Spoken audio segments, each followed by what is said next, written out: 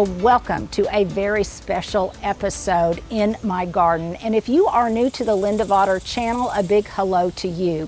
If you're not subscribed already, hit the subscriber button, hit the bell to be notified when new content is going out. And it also helps YouTube alert others out there in the web world that this is content that might be of interest to them. So, this is the final result of something that was sometimes a very torturous project, and that is getting up a secure sail and shade cloth over the entirety of the potager. Now, what I had up prior that I showed you in the last Wednesday walkabout, it was up for 7 to 10 days, no problem. But then we had a couple of disasters, which we're going to share with you in the next segment. You can see all of the turmoil, all of the hardship. It is kind of a little bit ridiculous. And I'm sure all of you out there who have more common sense than I are going to be laughing at our efforts to try to get this in place. But what I lack in structural engineering talent, I make up for in tenacity and stubbornness. So watch the entire process, and more importantly, watch all the way to the end where we shared our 4 or 5 tips on what we learned about installing a shade sail in your garden. Well, I've been sharing recently just how hot our temperatures have been. They have skyrocketed up to 115 degrees, and I'm doing what I can to mitigate the effects of the heat, which will probably continue on and off through the end of September. So I've been sharing with you my shade cloth experiment, and it is very much an experiment. And I have to tell you, my promise to you is to be authentic about what works and what doesn't. And some things have worked for a while, and then all it takes is a little bit of that Oklahoma magic and something doesn't work anymore, and that magic would be some wind. So this is the atrocity that I came out to later this morning after I had already had some guys out here to help me fix the first disaster. So this is the shade tarp that I got from Amazon, and the first iteration of this worked well. It worked for the entirety of my being gone in Colorado, and that was a 12 by 20 foot tarp that I put over just the boxwood area, and I secured it with now filled 4-gallon buckets filled with concrete with 4 by 4 by 6 posts that were secured in, and then they were topped with gravel. And I had 4 of those on each corner of the potager, and for a week and 3 days that worked just fine. And then the wind came, and it wasn't, I would say it wasn't even that great of wind. So it fell. No good deed goes unpunished when it comes to my boxwood this year, it would seem. And 2 of the posts in the back fell on top of the boxwood. Now I would say it deflated it and it marred the profile, but it did not break any of the branches. So this morning I had some guys come out because these are really heavy pots, and it took a strong back and some strong guys to get them to help me reposition in place the tarp.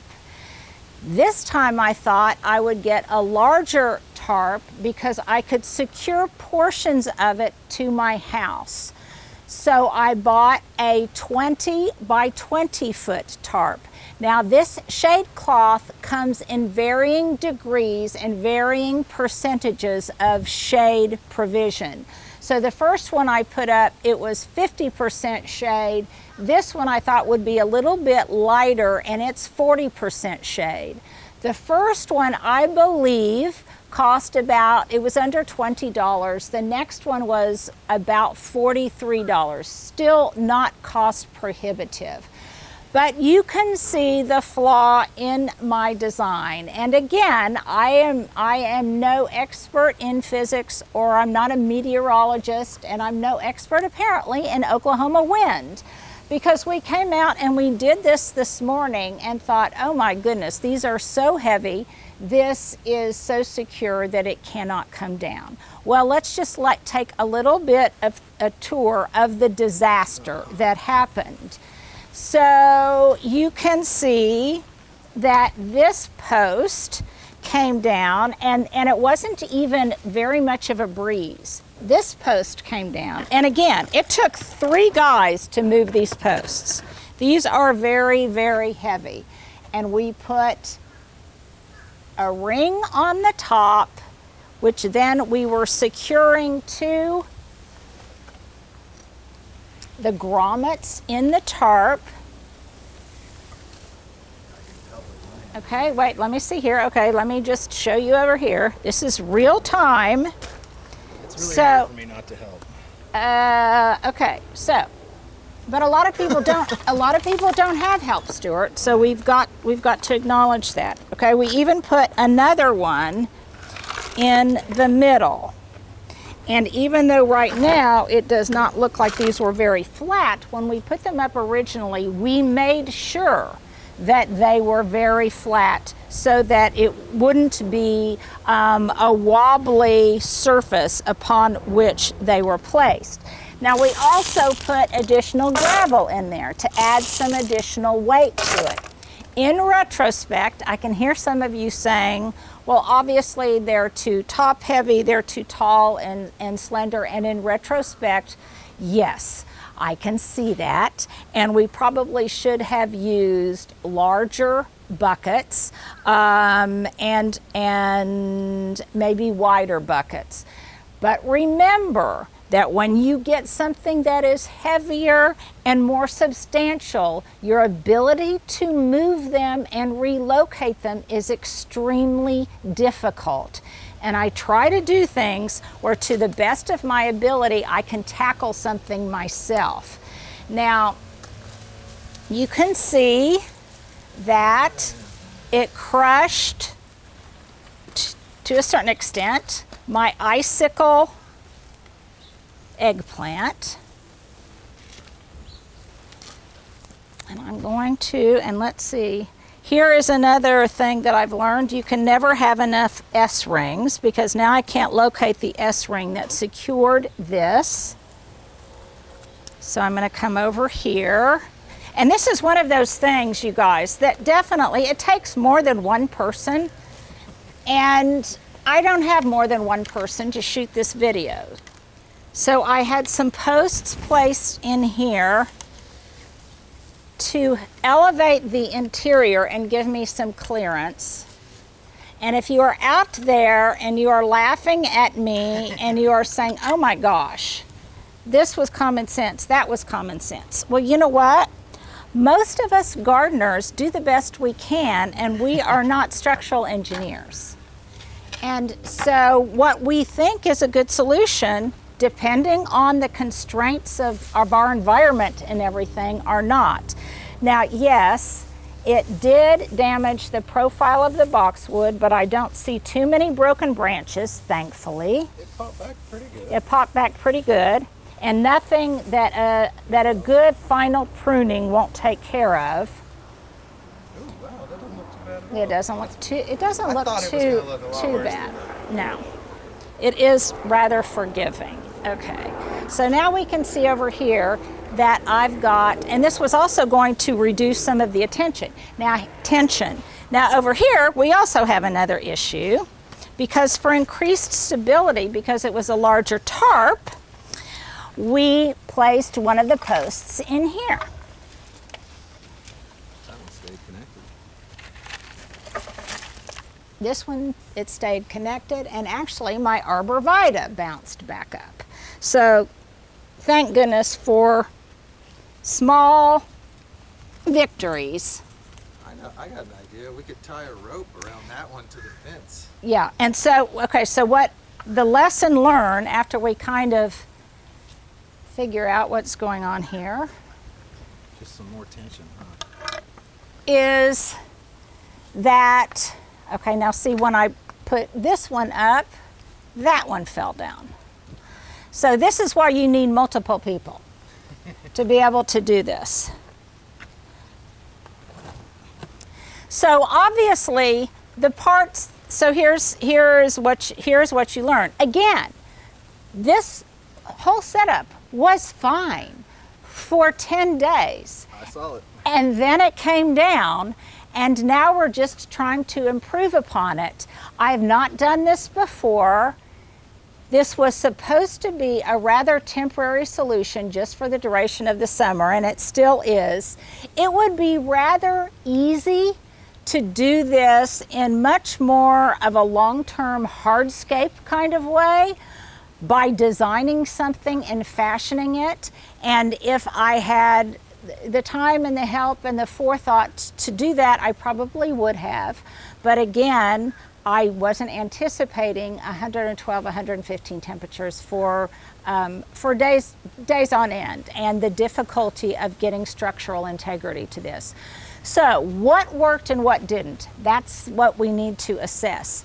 What worked, Stuart, if you can follow me back here, and come under the tarp, because one thing that I think I kind of didn't acknowledge was just not only is it going to provide shade for the garden, but it also will provide shade for the gardener. So come over here, Stuart, come underneath the shade. Like it was about to fall on me. That was weird. You can see that the one we put in the interior also fell against the boxwood. This is where it fell against the boxwood the first time it fell. And again, amazingly, it didn't break any of the branches. And it is rather resilient. This is wintergreen boxwood, and I will fix this later. And again, some pruning will help with that. But what worked? So at this end, on my very ancient clothesline pole that was there in a fixture when we first bought the house, it even had a cutout circle in it to which we could affix the S-hooks. Again, can I say enough that you can never have enough S-hooks? And then we secured it over here to the birdhouse, because there were, on the back of the birdhouse, there were some nails. Okay, so this worked. So what this tells me is that the posts on those ends are not going to work for the long term. So Stuart, that's our question of the day. What would you do if you were me? And I think what I am going to do is then acknowledge that I am going to have to secure this corner to something more stable, which will be probably the fence or something over that way, maybe with a bungee cord. And I'm also going to have to secure this side somehow. Which fence would you tie it to over here? That remains to be seen. It may be whatever I can hook the bungee cord to.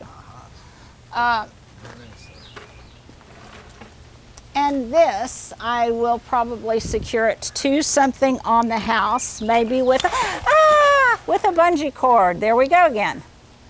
Yeah, if you think this is Keystone Cops, it kind of is.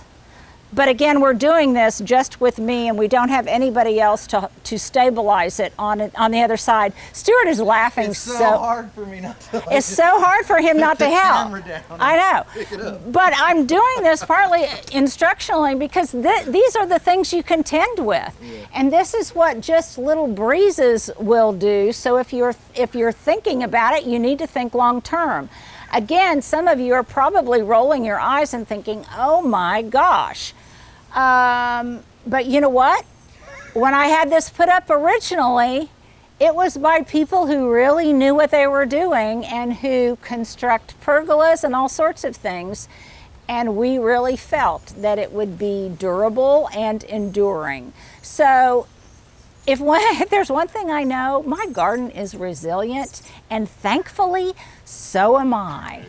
So I might get very frustrated, but I know I'm also a rabid dog and I'm tenacious and we'll figure it out somehow. Now, why didn't I just go ahead and make the investment to do something probably a little bit more enduring and into the future? Because looking into the future, I'm probably going to have to do this almost every summer, and it would be a good thing to do. Well, here's why. It also relates to an observation that some of you made about my fence.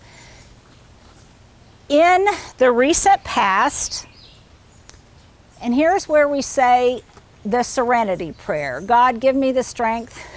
Serenity now. Yes, to control what I can control, to let go of the other things, and the wisdom to know the difference. And this falls into that category. I have no control over what my neighbors do. And my neighbors to the back, understandably, had to replace their fence. When they replaced their fence, let's show it on this side, Stuart. When they replaced their fence, all of the Virginia creeper, which may have been obnoxious, it nevertheless served its purpose, and it was running along the top of the fence line in a very attractive fashion, albeit a very high maintenance one because I constantly had to keep it in check. What I discovered once they took down all of that Virginia creeper was that the top of my fence looked very ratty. So those of you who said, Linda, why haven't you replaced your fence because it looks very ratty? Well, that is why, because I didn't know it looked like this because it was obscured by the Virginia creeper. So the Virginia creeper isn't necessarily all a bad guy. So that leads me to connecting it with long-term decision making here. I don't plan on being in this house for hopefully that much longer. I think I've shared with you that I'm looking for another home. I haven't found it yet, but I hope to in hopefully the next couple of years. And whether or not I want to make expensive and substantive changes to my gardening infrastructure, and I'm sure many of you can relate to this. If I want to go to that expense, more importantly to me, do I want to mess with the aesthetics of my garden, which is photographed frequently, and put up a brand new unaged fence there? I'm not sure. I could also, as some of you will undoubtedly recommend, take down the fence, put up a new taller fence that would hide the fence behind it, and I could stain it the dark brown to match the other features in my garden. Again, that is an option. I might decide to execute it, but it would be during the winter when everything was not in bloom, when access was easier, and when I wouldn't damage my plants any more than they're already damaged by putting up this tarp. The other thing about working and trying to do what you can in 115, 112 degree weather, it's kind of like, what do I have to lose? So I'm just thinking like somebody who's trying to get a patent or an inventor. Obviously, I'm going to have problems until I get it just the way I want it. And so most of us are like me, and we're just doing the best we can. So I am going to rethink this. Stuart is going to help me. We'll come back afterwards with an update. But you can see over here that also that bungee cord worked really well. And where the tarp did not extend, I can then use a bungee cord in its place. It may not be as decorative as I like, but nevertheless, for the immediate future, it will probably work. So Stuart, now I'm going to let you help me.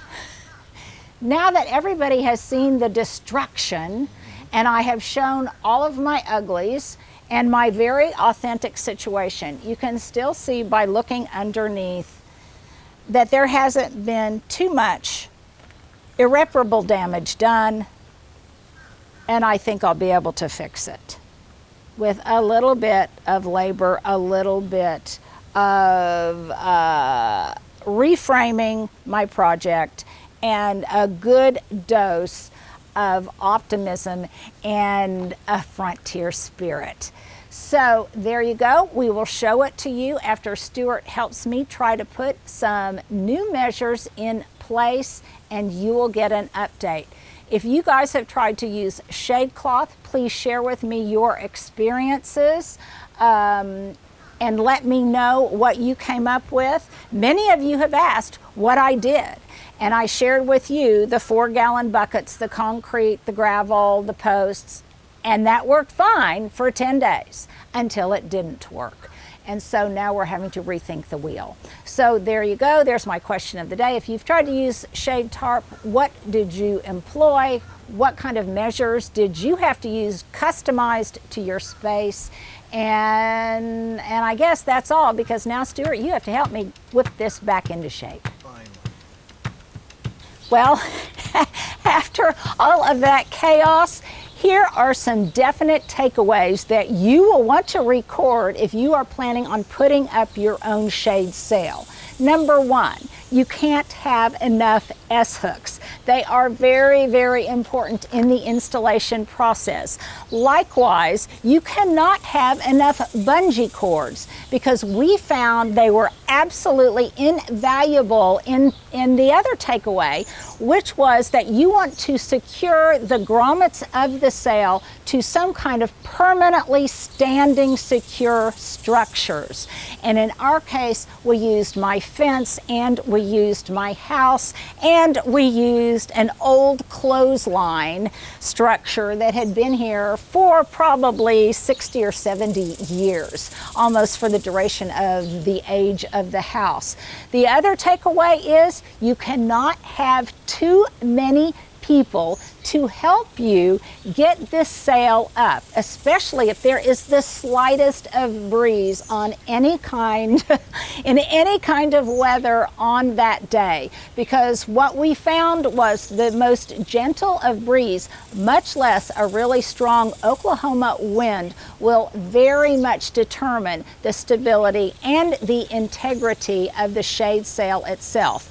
You'll notice that in the end, I went with a longer version, or a larger version. We will make sure to put both links in the description below. They were very economical, and so I encourage you, if you too are suffering from 100+ degree temperatures, you might want to consider this option, and I hope I have flattened your learning curve and reduce the amount of frustration considerably. Well, if you've held on this long, here's my outfit of the day. My hat came from Dillard's long ago. It has SPF in it. My sunglasses are Ray-Bans. My earrings are basic hoops I've had forever. My t-shirt is Ann Taylor Loft, one of my favorites. My breeches came from Goodwill. I have no idea what brand they are, but they're great for working out in the garden. And my boots are some of my very favorite brand. This is Mary Boots, and they're great for working in the garden. So there you go. There is your outfit du jour.